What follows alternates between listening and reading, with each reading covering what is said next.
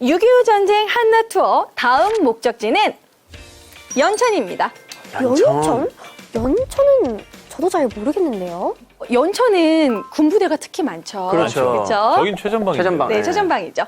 자, 그런데 여러분, 연천 지역이 원래 북한에 소속된 지역이었다는 거 알고 계셨나요? 네?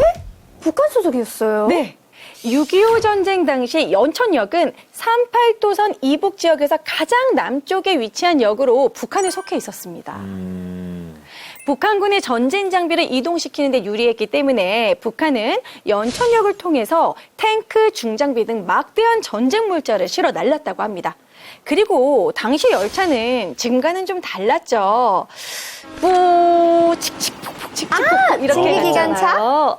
그렇죠. 한석준 씨 좀 아마 아실 것 같은데. 제가요? 아니요. 저는 KTX 세대예요. 예? 아니요. 저 모릅니다. 모르는 척 하시는 거예요? 역사책에서 봤어요. 예. 그러시구나. 네네. 근데 이 증기기관 열차 어떤 얘기가 들어있어요? 네, 이 증기 기관차는 동력을 얻기 위해서 증기가 나와야 되잖아요. 네. 자, 그렇기 때문에 물이 꼭 필요했는데요. 기관차에 물을 공급하는 급수탑이 필수였습니다. 이 급수탑은 일제강점기인 1914년에 세워진 거라고 합니다. 이 급수탑이 전쟁 기간 부분적으로 훼손되긴 했지만 역사 문화적으로 가치가 높아서 국가 등록 문화재로 지정됐다고 합니다. 근데 아까 전에 북한 땅이라고 했는데 지금은 우리나라 땅이잖아요. 네. 어떻게, 언제 그렇게 된 거예요? 연천은 1945년 8.15 광복 후 국토 분단으로 인해 연천의 일부가 38도선 이북에 속해 있었는데요. 네. 6.25 전쟁을 겪으면서 1951년 38도선 이북 지역에 있던 대부분의 지역을 우리 국군이 다시 탈환했다고 합니다. 오. 사실 이게 전쟁에서는 보급로가 가장 중요하잖아요. 맞아요. 과정을 보면은 좀 쉽지가 않았을 것 같은데. 네, 맞습니다. 연천 지역은 6.25 전쟁 당시 수많은 전투가 치러졌던 격전지였는데요. 연천 지역과 관련된 특이한 주인공이 있습니다. 특이한 주인공이요? 이번에도 제가 키워드를 알려드릴 테니까요. 네. 누군지 한번 맞춰보세요. 알겠습니다. 아침에 미 해병대 하사관, 6.25 전쟁의 영웅, 1997년 미국의 라이프 매거진 선정 100대 영웅. 전합니다. 하지만 마련하지 않겠습니다. 두 사람이죠. 분이 맞춰보시면 되겠네요. 에이시아가 힌트를 조금 더 줘야겠다. 일단 사람이 아닙니다. 만약 동물이라면 어떤 동물? 네, 동물까지는 알려드렸어요. 이야, 잠깐만요. 저 지금 느낌이 왔거든요. 네. 아침 해. 네. 아침을 알리고. 네네. 야, 이거 뭔데요? 한 글자예요. 한 글자 맞아요. 설마. 아침이 되면 제일 먼저 세상에 자기의 목소리를 알리는 게 누굽니까? 꼭.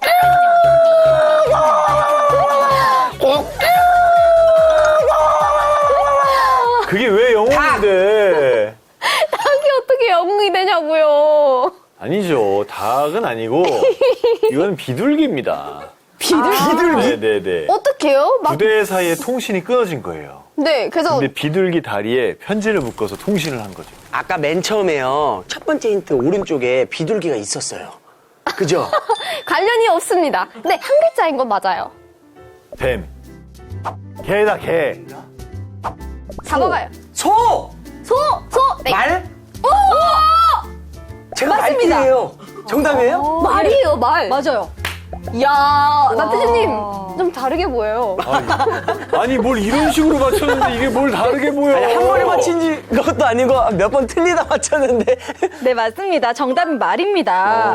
아침에는 이 말의 첫 이름이었어요. 이후에 무모할 정도로 용감하다는 뜻의 레클리스로 불리며 Reckless. 6.25 전쟁의 신화를 만듭니다. 진짜? 자, 야. 바로 이게 레클리스의 사진입니다. 포 달려있네. 와, 네. 멋지다, 근데. 용맹하죠. 레클리스는 조지 워싱턴, 아브라함 링컨, 마틴 루터킹 등의 역사 위인들과 함께 미국의 라이프 매거진 100대 영웅이 선정되어 화제가 됐습니다. 아니, 근데 일단 포스가 좀 느껴지네요. 맞아. 얼굴에도 카리스마가니 카리스말. 야. 카리스마. 네. 그럼 여기서 제가 또 퀴즈 하나 낼까요? 네. 성별이 뭘까요? 일단 저렇게 카리스말이면 여자입니다. 이건 남자일 것 같아. 여자예요. 왜냐면 해를 붙여줬잖아요, 처음에 이름을. 네. 해를 달이 보통 아니라. 남자한테 붙여주지. 근데 아침에 제일 먼저 일어나는 사람 여자지 않을까요? 저는 그거 아닌데. 왜 성차별적인 발언이에요? 죄송합니다. 사실 아침에는 몽골계 혈통을 이어받은 암말입니다. 거봐요. 진짜? 암말입니다. 거봐요. 진짜? 어. 제주도에서 태어난 아침에는 남한에서 경주마로 활동했었습니다. 1950년 6.25 전쟁이 발발한 뒤 아침해를 키우던 한국인 주인이 지뢰사고로 다리를 잃은 여동생의 의족을 마련하기 위해 이 말을 팔기로 결심을 합니다. 그리고 그때 마침 전투에서 탄약과 군수용품을 운반할 말을 찾고 있던 미 해병대는 아침해를 250달러에 구매합니다. 1950년대 당시 우리나라의 1인 연평균 소득이 67달러 정도였으니까요. 어마어마하게 비싼 금액에 산 거죠.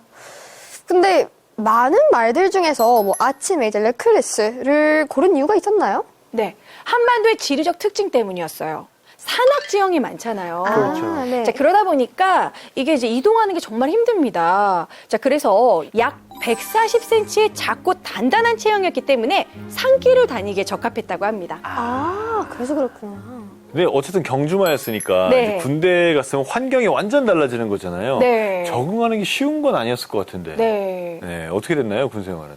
해병대에 입대한 레클리스는 고지대로 탄약과 물자, 부상병을 수송하는 임무를 맡았습니다. 와. 엄청나게 중요한 중요한 임무인 거죠.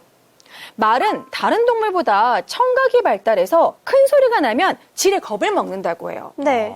그런데 레클리스는 우렁찬 포성 소리와 그때 막 전장이잖아요. 네. 그런 여러 번의 총상에도 걸음을 멈추지 않고 임무를 수행했다고 합니다. 야. 그러니까 일단 몸속에요. 그냥 해병대 그 아주 강한 DNA가 흐르고 있던 거예요. 그러니까 적성을 좀 뒤늦게 발견했네. 네, 행군할 때도 짐 지고 어디 왔다 갔다 하는 게 되게 힘든데 특히 산에 올라가는 거 되게 힘든데 그쵸. 고생 좀 했겠네요. 전투에서 산 정상까지 탄약을 운반하고 내려올 때는 부상자를 이송했는데요. 이 레클리스가 이동하지 못했으면 부상자가 죽을 수도 있는 상황인 거죠. 그렇지. 이 전장에서 탄약통 4개를 메고 산 아래에서 정상까지 오르내렸고요. 전투가 치열할 때는 한 번에 8개, 약 와. 100kg이 넘는 탄약통을 날렸다고 합니다. 진짜네, 저거. 와. 이 정도면 진짜 완벽한 해병대원인 것 같아요. 아, 근데 제가 되게 동료였다면요, 정말 고마웠을 것 같아요. 와, 진짜 대단하네요. 레클리스는 미 해병대원들 사이에서 단순히 탄약과 군수용품을 실어 나르는 군마가 아니었습니다.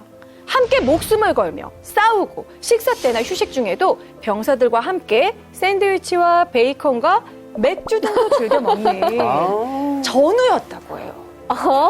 맞아, 전우지. 관련 기록이 남아 있습니다. 나태주 씨 읽어주세요. 네. 레클리스는 식탐이 대단했다. 레클리스는 모닝커피와 함께 계란 스크램블과 팬케이크를 즐겼고 초콜릿바, 사탕, 전투식량, 심지어 맥주도 마셨다.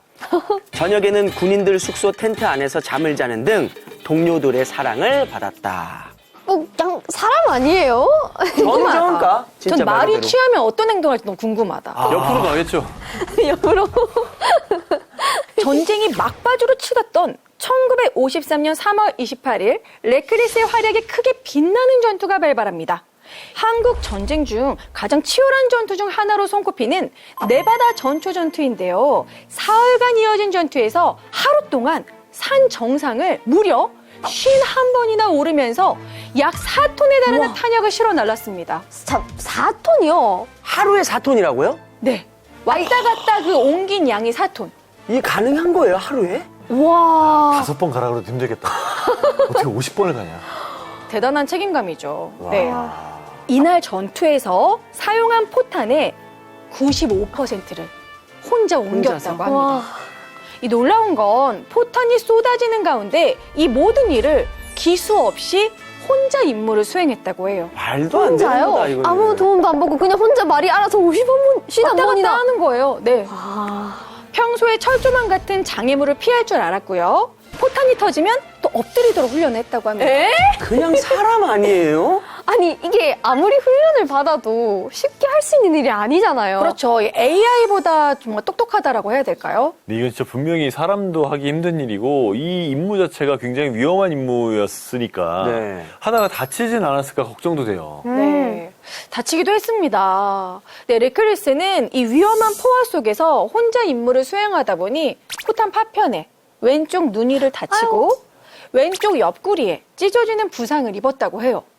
자, 그러면은 사실 좀 두려움이 생기잖아요. 네. 나 이제 안 할래 이런 식으로 누울 수도 있는데 임무를 포기하지 않고 치료 후에 복귀해서 다친 병사들을 안전지대로 후송하는 임무를 계속 와. 수행했다고 합니다. 대단하다.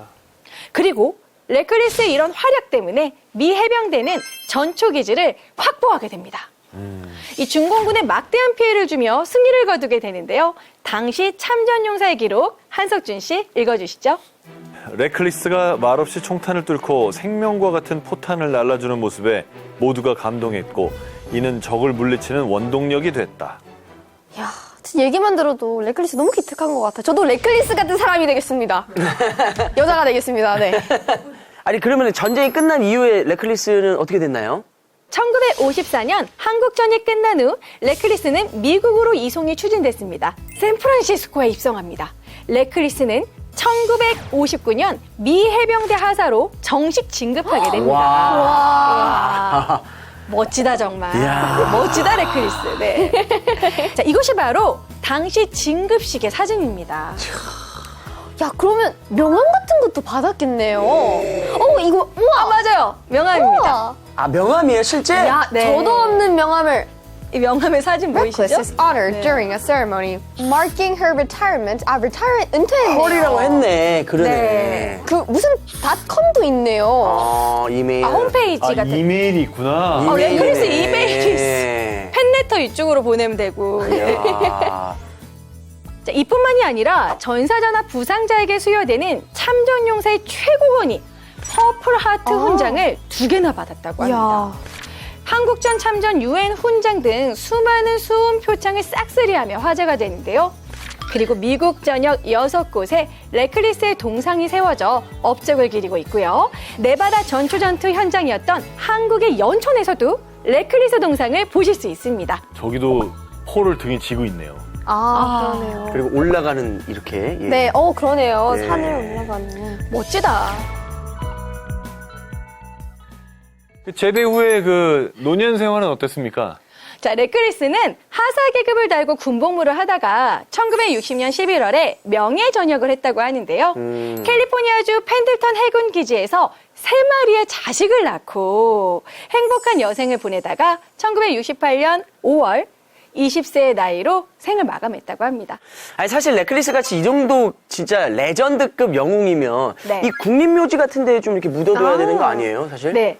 그렇게 우대를 해줍니다. 아. 미 해병대는 레클리스가 죽자 엄숙한 군 장례식을 치러줬고요.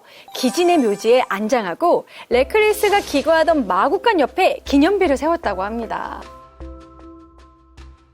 참 전쟁이라는 특수한 상황 속에서 탄생한 영웅의 이야기를 네. 우리가 또 하나 들어봤습니다. 사실 우리가 뭐 수많은 6.25 전쟁의 영웅과 그 성과에 대해서 이야기하고 있지만 우리나라를 위해서 진짜 희생된 분들도 굉장히 많다고 얘기를 들었습니다. 네, 맞습니다. 미국 참전비 근처에 쓰인 글귀인데요. 저리 원어민 발음으로 에이시아가 읽어주시죠. 아, 정말 유명한 문구죠. 네. Freedom is not free. 자유는 정말 많은 분들의 희생으로 얻어낸 거잖아요. 당연하게 여기면 안 돼요. 깊은 울림을 주는 말인데요. 6.25 전쟁 당시 유엔군의 피해는 상당했습니다. 약 4만 명의 유엔군이 전사했는데요.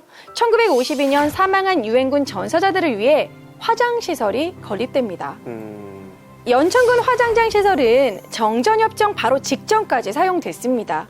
비록 건물의 벽과 지붕이 훼손됐지만 화장장 굴뚝은 남아있기 때문에 6.25 전쟁의 화장장 시설로는 유일하게 남아있는 중요한 유적입니다. 자, 6.25 전쟁 한낮 투어 이번 목적지는 파주입니다. 아, 파주. 임진각. 그렇죠. 임진각 뭐 거기 바람개비 동산 이런 데는 다들 네, 가보셨을 가봤어요. 거예요. 네.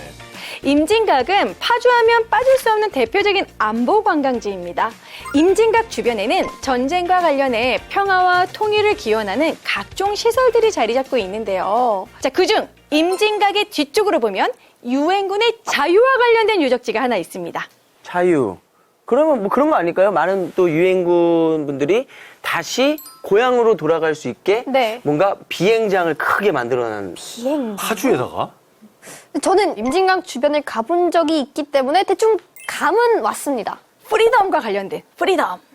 다리 맞죠? 포로들을 교환했던 다리. 맞습니다.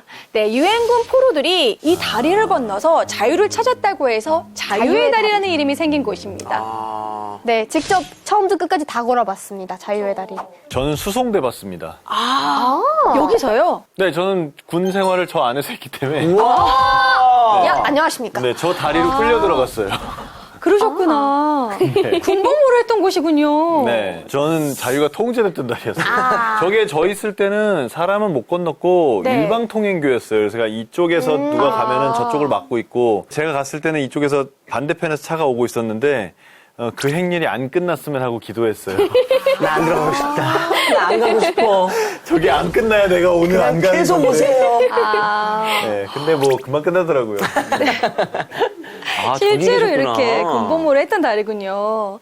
네, 1953년 7월 27일 휴전협정의 성립으로 유엔군과 공산군 측 전선에는 일제히 총성이 이제 멎게 됩니다. 자, 그리고 포로 교환 협정에 따라 포로 송환 임무를 수행하기 위해 여러 준비를 하게 되는데요. 이때 유엔군 측은 양쪽 포로의 귀환을 위해 임시 다리를 가설하게 됩니다. 그러니까 임시다리니까 그전엔 다리가 없었던 거죠. 그렇죠.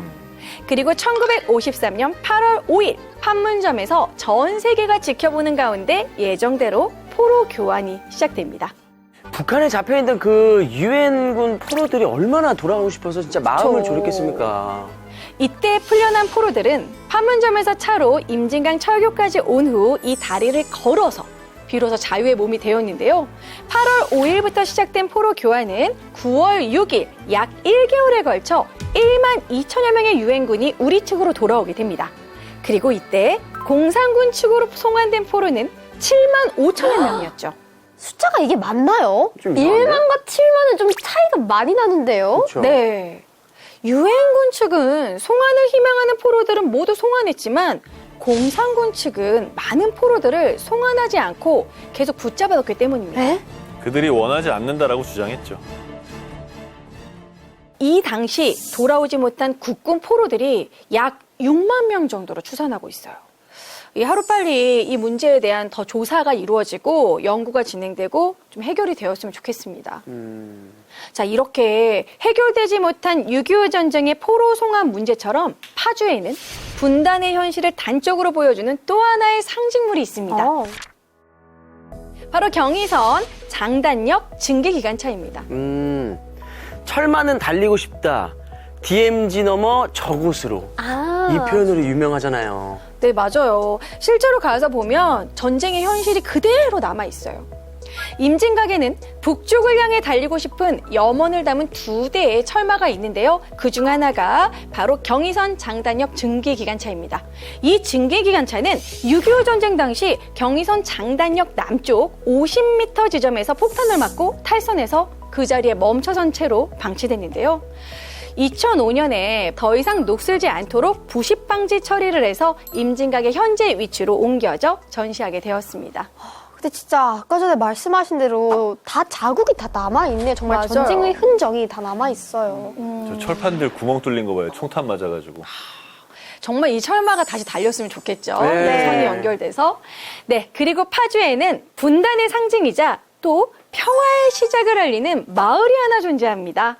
출입이 엄격하게 금지된 비무장지대에 내비게이션에도 검색조차 되지 않는 마을, 바로 대성동 마을입니다. 대성동 마을. 가봤어요. 거기 들어갈 때 여권 내야 돼요. 여권 내고 들어가서 나올 때도 이제 여권을 받아야 되는데 뭔가 혹시 가보셨나요? 나 저기 살았어요. 나 저기 살았어요. 대성동 마을 출신이세요? 우와! 나 저기서 군부대 있었어. 아, 진짜요? 정말요? 진짜요? 판문점 JSA. 아. 우리 부대 소환 마을이에요. 아, 대박. 우리 부대 안에 있는 여러 소대 중에 민정소대라는 소대가 있는데 그 민정소대가 관장하는 마을이에요. 아니 그러면 이 마을은 그럼 언제부터 있었던 건가요? 전쟁 전부터 있었어요. 전쟁 전부터 있었는데 전쟁 네. 후에 인위적으로 조성을 했죠. 저 마을 사람들이 그렇죠. 빠져나가지 않게. 맞아요. 이 대성동 마을은 1953년 7월 27일 휴전 협정에 따라 판문점 공동경비구역 바로 JSA 이 내에 남북이 각각 한 곳씩 민간 거주 마을을 두기로 합의하면서 8월 3일 북한 기정동 평화마을과 함께 대성동 마을도 이렇게 내비두게 됩니다. 와. 네. 뭐 우리가 맨날 남북이라고 생각하는데 사실 엄밀히 보면 대성동 마을 입장에서는 저 선이 자기네 마을 서쪽에 있어요. 그 보이더라고요, 분단선이. 그 섬이. 그래서 네네네. 대성동 마을에 있는 건물들은 서쪽 벽에 창문을 막아놓은 데가 많아요. 그러면 대성동에 갔었을 때 군인 아저씨 분들께서 마을을 그- 지키고 있었는데 그 그분 사람들이 내 후배들이에요. 이야. 대성동 자유마을은 다른 마을과 달리 특이한 점이 또 하나 있습니다. 대한민국 법률에 따라 규제를 받지만 정전협정에 의해 지금도 유엔 사령관이 관할하고 유엔의 통제를 받고 있어요. 그러면 일반인들은 전혀 들어갈 수가 없는 거예요? 외부인이 들어갈 수 있는 경우는 마을 주민이 사전 신청을 하면 출입이 가능합니다. 출입 시 JSA 민전중대에 경호를 받게 됩니다. 야, 한석준 MC의 경호를 받는 거네요. 출입 이제 신청을 해가지고 들어오면 이제 한석준 씨가 경호를 하게 되는 거네요. 옛날에. 따라가야 돼요. 네, 인솔자가 따라가야 돼요. 이게 유엔사 군정위 소속이라 했잖아요. 저 안에 미군 장교들이 있단 말이에요. 네네. 그리고 대성동 마을 안에 초등학교가 있어요. 그 초등학교 애들의 특별 방과 후 영어 수업을 그 미군 장교들이 해줘요. 진짜요? 그러니까 이게 얼마나 좋아. 그렇죠. 그러니까 파주, 문산 이런 데 있는 사람들이 애들을 저쪽으로 보내요, 학교를. 그럼 외부에서 애들이 오잖아요. 네네네네. 그러면 그 병사들이 이 에스코트를 다 해줘야 돼요. 그럼 애들이 학교 운동장에서 축구를 할 수 있잖아요. 그렇죠. 근데 공이 뻥 차서 학교 담장 밖으로 나가. 그러면 그 애들은 그 공을 가지러 못 가요. 대성동 주민인 애들만 가서 가져올 수 있어요.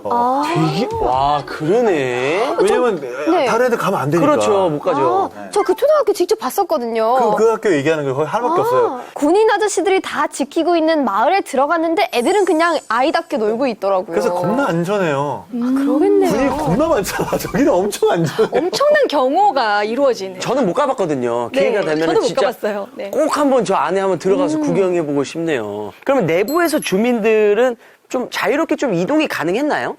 이 엄격한 마을 규칙이 존재합니다. 자정부터 새벽 5시까지 통행이 금지돼 있고요. 그리고 저녁 7시에는 민정중대가 가구별 인원 점검을 한다고 합니다. 점호예요, 점호. 점호. 자, 그리고 민정중대가 24시간 상주하고 있다고 합니다. 야, 대한민국 장관이라도 대성동 마을의 사람을 찾으려면 유엔사의 승인을 받아야 하고요.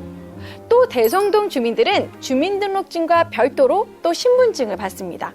신분증 발급자가 대한민국 대통령이 아니라 유엔사, 바로 공동경비구역 JSA 대대장이라고 합니다. 제가 모시던 사람이죠. 제가 저 대대장 운전병이었어요. 대대장님, 운전병이셨구나. 그러니까 대대장이 야 대성동 올라가자. 그럼 난 또 새벽이고 밤이고 그냥 무조건 가는 거예요. 야.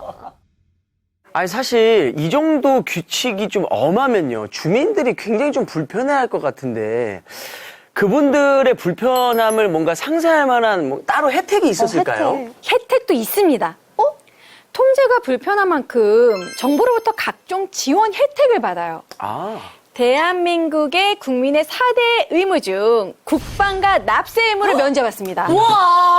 군대 안 가고. 야, 정말 세금 안 좋은 내고. 혜택이 있었네요. 세금 안 네. 근데 군대보다 더 사실 더 심한 거죠. 평생을 저기 살아야 돼. 그러니까요. 그렇긴 하죠. 아니 사실 이런 생각하면 안 되지만요 국방의 의무를 피하기 위해서 이 마을로 전입해야지 하는 그런 마음도 좀 생길 것 같은데 가능한가요 그런 게? 그런 경우까지 다 생각했죠. 아. 병역 면제에 악용하는 경우를 방지하기 위해서 시집온 며느리는 주민이 될 수 있지만 외부 남자와의 결혼을 하면 마을에서 떠나야 합니다. 네. 거주권 심사가 매우 까다로워서요. 8개월 이상 계속 살지 않으면 주민 자격이 상실된다고 합니다. 아니, 근데 이 마을에서 계속 살면 경제 활동은 어떻게 해요? 2017년 기준 약 200여 명의 주민이 현재 거주하고 있는데요. 주민들은 주로 쌀, 콩, 고추 등을 주로 재배해서 경제적인 수입을 얻고 있다고 합니다. 유일한 분단 국가의 상징 DMZ 안에 있는 대성동 마을은 분단의 고통과 단절의 의미를 넘어 평화와 생명의 공간으로 탈바꿈하기 위해 노력하고 있다고 합니다. 6.25 전쟁에 참전한 유엔군의 이야기와 경기도 곳곳에 숨어있는 6.25 전쟁의 상징물에 대해서 알아봤는데요. 오늘 어떠셨어요? 감사하다는 생각을 다시 한번 하게 되는 시간이었어요. 네. 그리고 저희가 이렇게 감사하게 생각한 이 마음을 우리 시청자 여러분들 똑같이 가지셨으면 좋겠습니다. 저는 아직도 기억에 남는 게 freedom is not free. 자유를 얻은 것은 진짜 그냥 쉽게 얻어진 게 아니구나. 정말 더 무겁고 더 진중하게 저희가 받아들일 마음의 가짐이 필요하지 않을까라는 생각이 듭니다. 네. 맞아요. 뭔가 더 열심히 살아야 될 것 같아요. 맞아요. 이렇게 소중한 삶의 기회를 주신 거니까 앞으로 더 열심히 살겠습니다. 그러게요. 우리에게 이제 삶의 기회를 주셨네요. 네. 아픈 역사라고 외면하지 말고 끔찍한 일이 반복되지 않도록 역사를 올바르게 배우고 다음 세대에게 온전히 가르쳐주는 것이 우리의 역할이 아닐까 싶습니다. 역사를 잊은 민족에게 미래는 없다라는 말처럼 역사의 중요성을 느끼며 오늘 히스토리아 이렇게 마침표를 찍도록 하겠습니다. 우리 동네 숨겨진 역사 이야기는 다음 시간에도 계속됩니다. 히스토리 야! 감사합니다. 감사합니다. 오늘의 주제는 4교시로 준비했습니다. 졸린데요? 정말 죄송한 말씀인데 2천 하면 전 쌀밖에 생각이 안 나요. 스승 2000. 진짜. 자, 이 를 갖고 다녔다고 하는데 귀여워. 8월 운세를 봤는데요. 평소에 인연을 잘 맺어둔 사람이다. 그럼 진짜 맞네. 서경덕님 곁으로 갑니다. 혹시 저의 스승이 되어주시겠습니까? 나 진짜 못 보겠어.